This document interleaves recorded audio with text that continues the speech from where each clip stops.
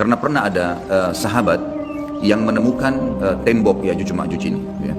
Maka dia pun melapor kepada Nabi SAW dan Nabi SAW membenarkan itu, membenarkan. Artinya tembok ini bukan sesuatu yang tersembunyi, kelihatan. Maka peneliti Muslim dari Mesir ini mengatakan, dan saya punya bukunya sudah ada terjemahan bahasa Indonesia, judulnya Ya'juj Ma'juj memang. Dia memastikan tembok itu sebenarnya adalah tembok Cina yang berada di Cina sekarang dan memang menyambung antara dua gunung yang besar.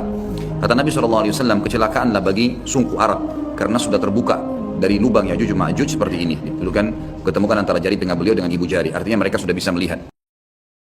Pak Dr. Khalid Basalama, ente kok begitu berani ya memastikan bahwa tembok Ya'juj Ma'juj itu adalah tembok besar Cina itu? Assalamualaikum warahmatullahi wabarakatuh. Alhamdulillahirabbil alamin wassalatu wassalamu ala sayidina Muhammadin asyrafil mursalin wa ala alihi washabihi ajmain amma ba'du. Kaum muslimin dimanapun berada, semoga Allah Subhanahu wa Ta'ala senantiasa memberikan rahmatnya, taufiknya, hidayahnya, maufirahnya, memberikan kelancaran rezeki, kesehatan pada kita semua. Amin. Allahumma amin. Kali ini saya akan menanggapi Pak Profesor Dr. Khalid Basalamah yang begitu meyakinkan jamaahnya bahwa tembok yang menghalangi Ya'juj Ma'juj itu adalah tembok besar Cina, sebagaimana yang ditulis oleh seorang penulis dari Mesir.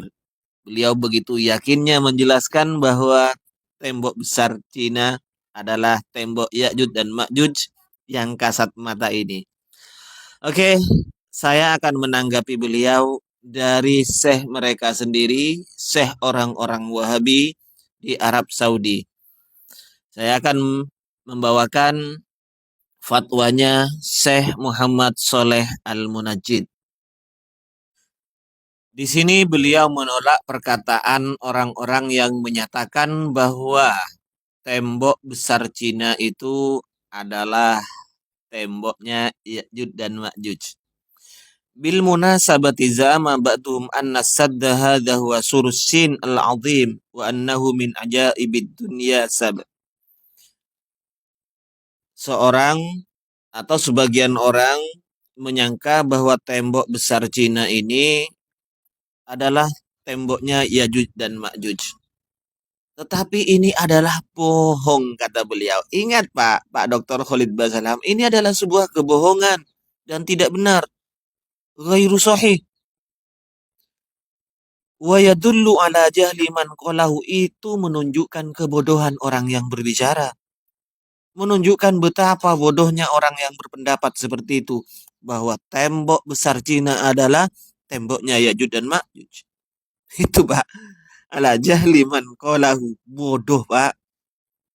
Fa inna hunaka ikhtilafun aslan tarihi baina bina'is saddi wa baina bina'is sur.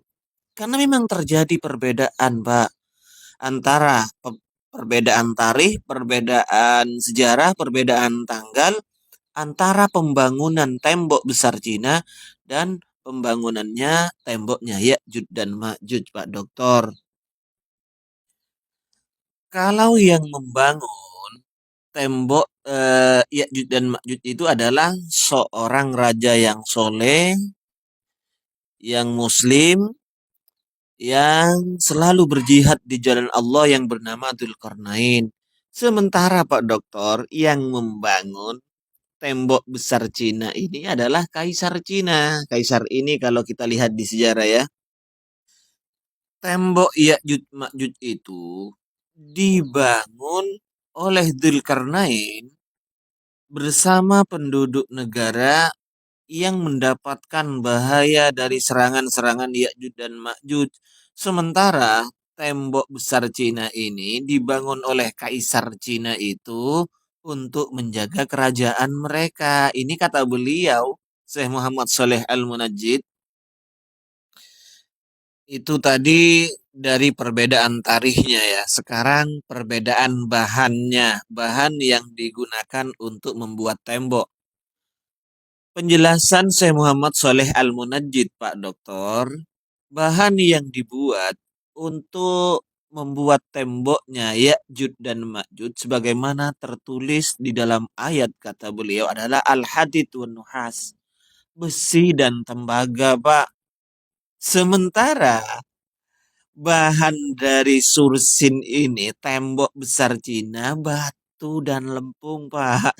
Batu dan tanah liat yang dibangun sebagaimana bangunan-bangunan rumah kita. Itu perbedaan dari bahannya, Pak. Kemudian kata beliau juga, summa saddu Ya'juj wa Ma'juj la yumkinu ihtirakuhu illa idza sya'allah fi akhir zaman. Kalau temboknya Ya'juj dan Ma'juj ini, Pak, tidak mungkin kita bongkar, tidak mungkin ikhtirak, tak mungkin kita bisa melobangi, tidak mungkin kita bisa menghancurkannya kecuali dengan izin Allah.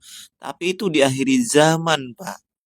Tetapi kalau tembok besar Cina ini sebagian kan bisa dirobohkan, sebagian bisa dilubangi oleh manusia. Fa'aina hada min hada? Gimana itu dan ini, Pak? Ini dan itu, Pak. Gimana antaranya dikorelasikan antara tembok besar Cina dan temboknya Ya'juj dan Ma'juj kalau seperti itu, Pak?